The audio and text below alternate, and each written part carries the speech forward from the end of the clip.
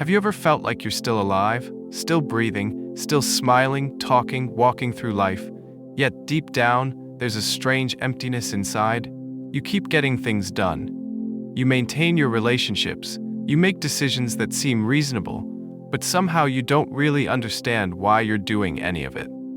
How many times have you asked yourself, why did I choose this path? Why did I react that way? Why do I keep trying to become someone I'm not, even though that ideal version was never really me to begin with? Perhaps, deep within you, there exists something called the ego, an invisible version of yourself quietly controlling everything behind the scenes. It never shouts, but it manipulates with terrifying subtlety. It puts on masks for you to wear, the mask of strength, the mask of success, the mask of perfection that the world celebrates. Over time, you forget who you really are. You start living by the standards set by others, not by the voice that speaks from within your heart. And then, in those quiet midnight hours, you lie there, eyes wide open in the dark, wondering, is this really all life has to offer me? It's not because you're weak, it's just you're tired. Tired of pretending, tired of forcing yourself to live a life that doesn't feel like your own, tired of being someone you no longer recognize. This isn't one of those videos filled with clichés or shiny advice that makes you feel better for a moment, only to fall back into the same familiar emptiness. This is a whisper, gentle yet deeply profound. And it doesn't come from me, it comes from your soul, quietly calling you home. Home to the most authentic, purest version of yourself. A place beyond expectations, beyond judgment, beyond the exhausting roles you've been playing on the stage of life every single day. If you've ever looked in the mirror and felt like a stranger to yourself, if you've ever sat in the middle of the night feeling lost, right in the center of the life you've built, then maybe this moment and this video is meant to be a gentle touch point.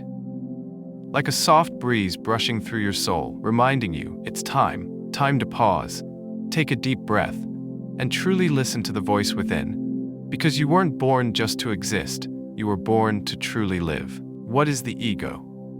A question that sounds simple, yet remains one of the greatest enigmas, often misunderstood on the journey of self-discovery.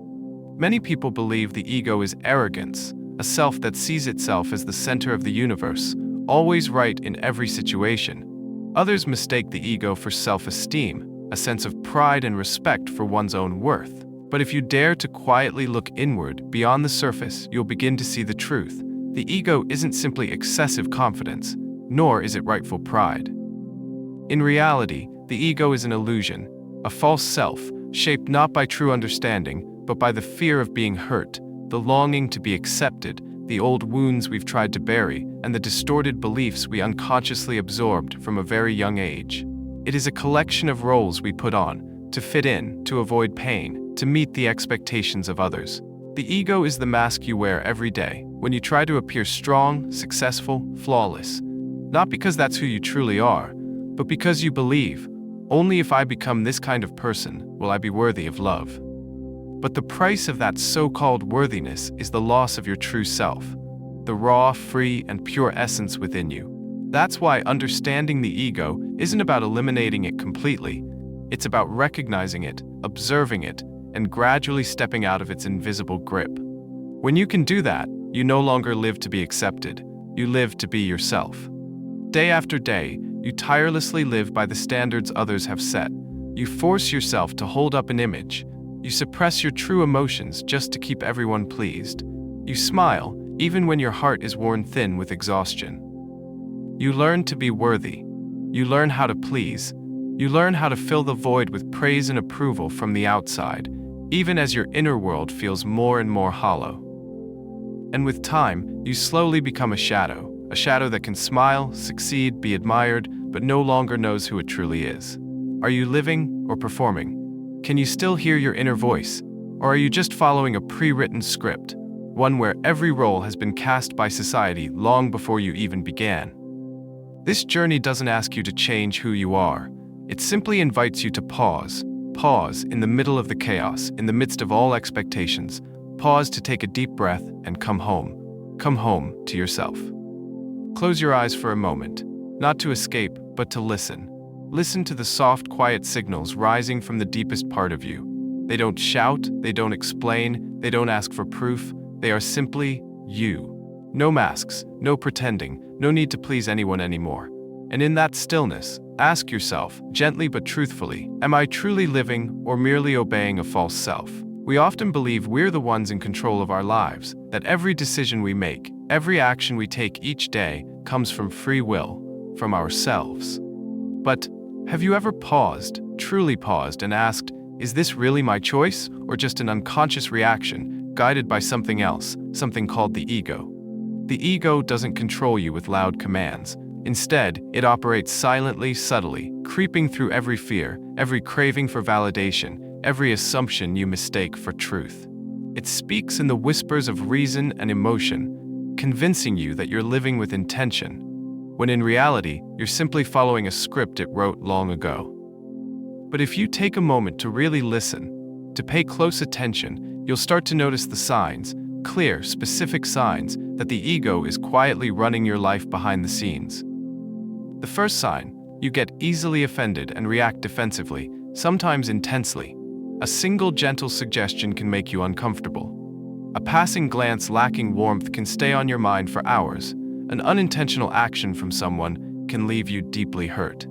Not because you're weak, but because your ego is afraid of being wounded. It sees every critique as a threat. It views even the smallest signs of disrespect as cracks on the polished mask it's carefully built. A mask that must always be right, always competent, always admired, and never wrong. And so, the ego triggers your reaction, not to protect your true essence, but to preserve the image it created. It cannot tolerate pain. It cannot accept the idea of being imperfect. And in that fear, you become quick to anger, easily agitated, closed off to the truth. Because sometimes, truth is raw, truth is messy, and it clashes with the tidy facade the ego has grown so used to wearing. The second sign, you constantly compare yourself to others. You feel uneasy when someone is better than you. You secretly feel satisfied when others fail, or when your achievements outshine theirs. You might feel above them for a moment, but that joy is fleeting. What follows is a strange emptiness, quietly settling into your heart. That isn't confidence, that's the ego speaking. The feeling of superiority or inferiority is the fuel the ego feeds on. It can't survive in genuine equality or real connection. It needs separation for. There must be a me and a them, a winner and a loser, someone celebrated and someone left behind. That's why the ego turns life into a never-ending stage where personal worth is constantly measured, compared, and judged by success, by recognition, by how others look at you, and by the applause, no matter how temporary. You might be living in alignment with your true self, but the moment someone shows up and does better, the ego feels threatened. It throws you into comparison, makes you doubt yourself, pushes you to prove that you're still enough, that you're still better in some way. But then, isn't that exhausting? If your sense of worth always depends on someone else's presence or their failure, can you truly say you're being yourself? Or are you just a version shaped by the ego, desperate to be better, but never feeling enough? The third sign, you depend on roles and titles. I'm a director, I'm an artist, I'm a successful person, I'm someone important. There's something about those titles that makes you feel safe, grounded, as if as long as you hold on to them, you'll always have value, you'll always belong. But it's exactly there that the ego quietly takes shelter. The ego can't see your inherent worth. It doesn't know how to live from within, from the pure presence of your true self. Instead, it clings to labels, titles, roles, status, etc. They all become layers that cover your essence, and then it whispers in your ear.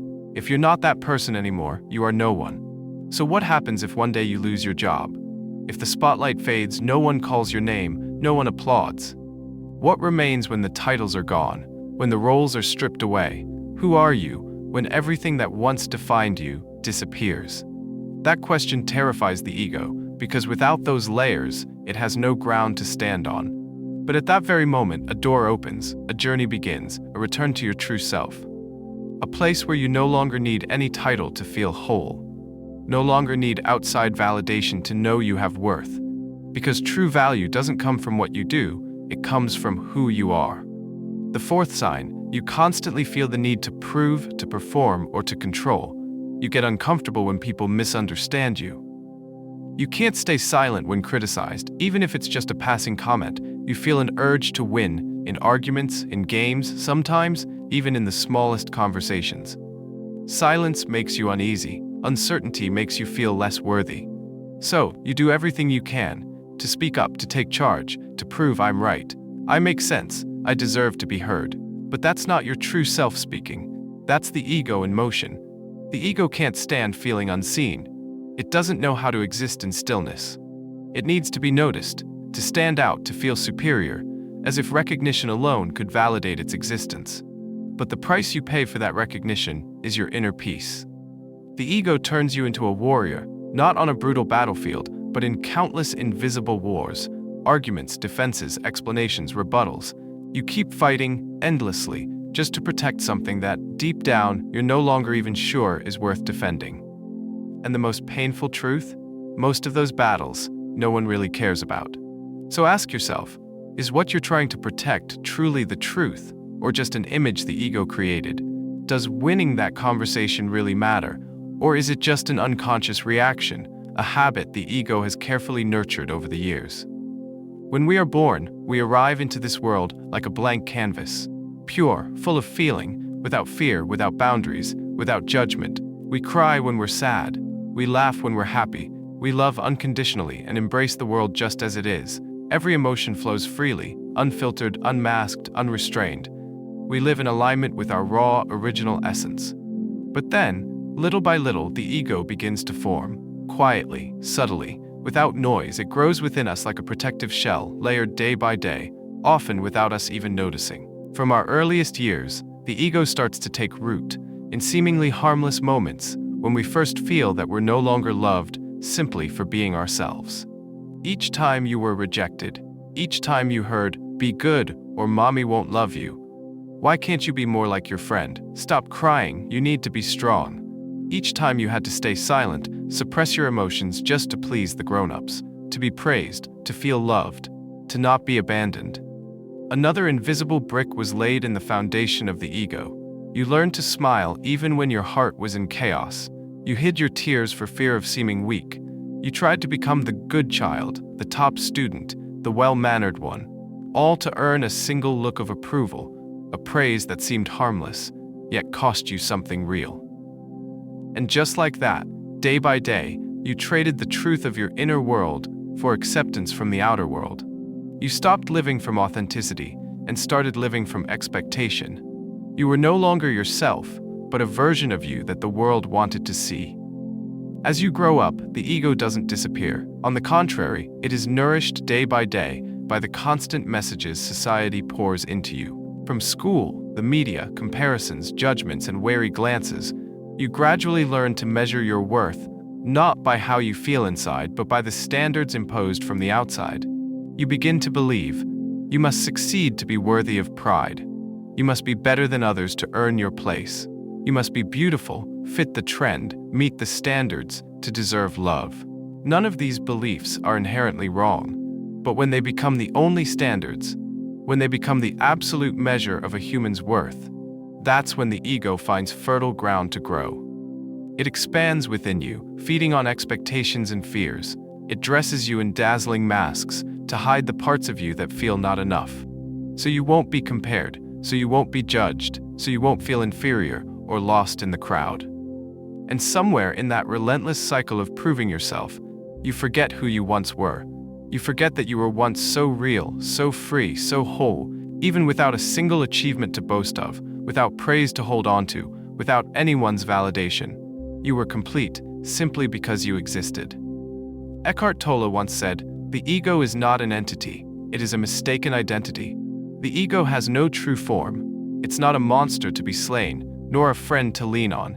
It's merely a veil of smoke, formed from everything you've been through. From wounds left unhealed, from beliefs you inherited but never questioned, from fears of being abandoned, rejected, diminished, and from the burning desire to be seen, to be loved, to be acknowledged. And from all of that, the ego begins to take shape. It dresses you in layers that appear protective, but in truth, they only conceal your real self.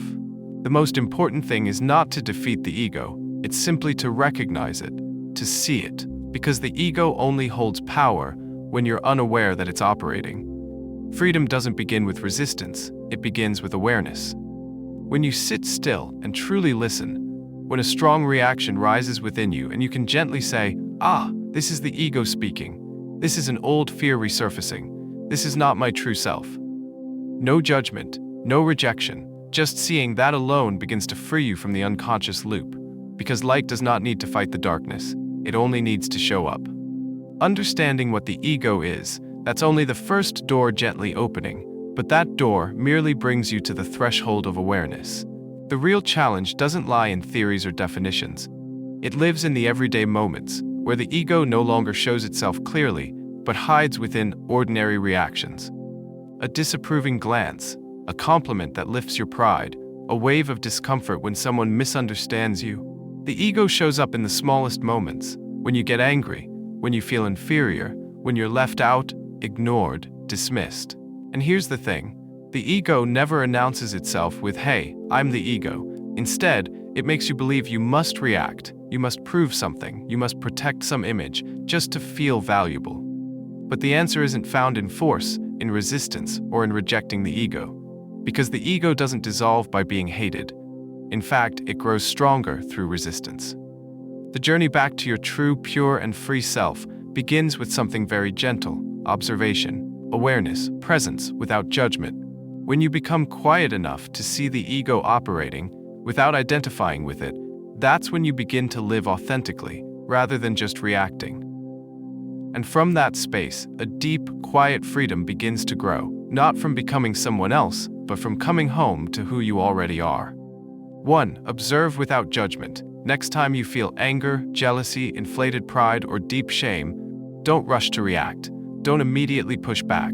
Don't try to explain it away, and don't force your mind to suppress the emotion. Instead, take a step back, take a deep breath, and become the observer of yourself. Gently ask, where is this feeling coming from? Who within me is reacting right now? You don't need to overanalyze, you don't need to label it as right or wrong, good or bad. Just notice, just see. Because in that very moment, when you see the ego, you are no longer under its control. That's when awareness begins to bloom, quietly yet powerfully, like a ray of light piercing through a thick fog.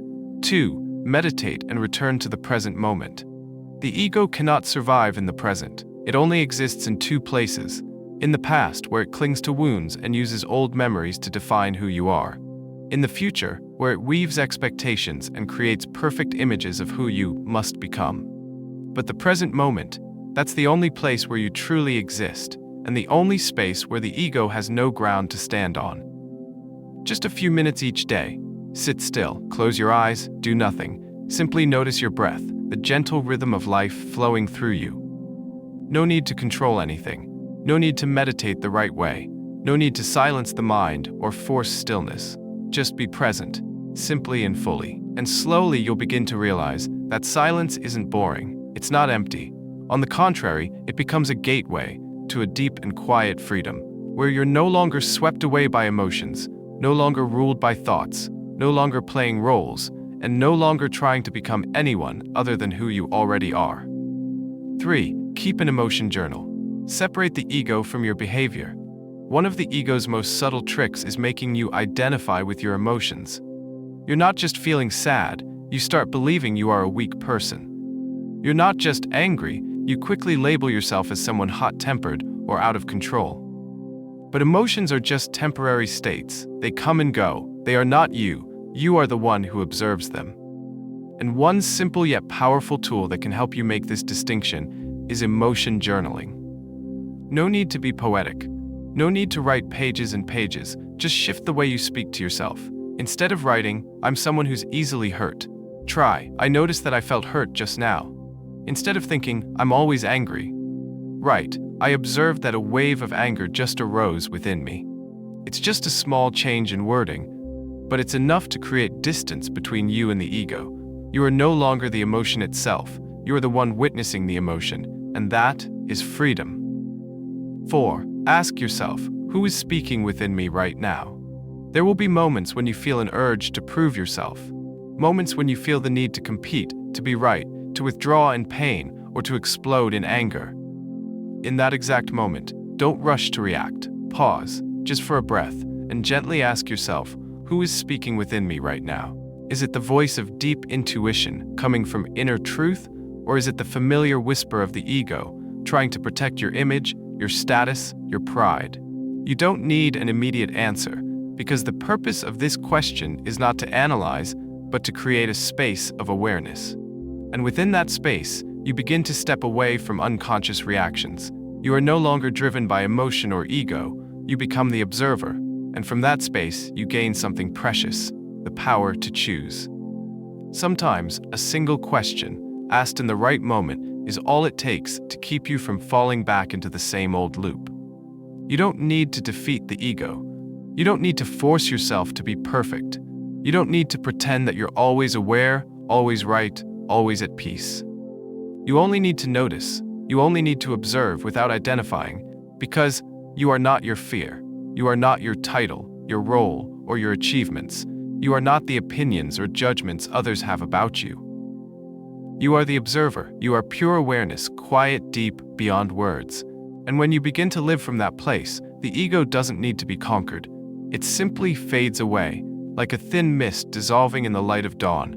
No need to fight, just see. You don't need to fight the ego, because the ego is not your enemy. It has no shape, no real substance. It's nothing but a thin layer of smoke, formed from unhealed memories, from fears you've never faced, and from illusions you once mistook for truth. What keeps the ego alive is not its power, but the fact that you've never truly seen it.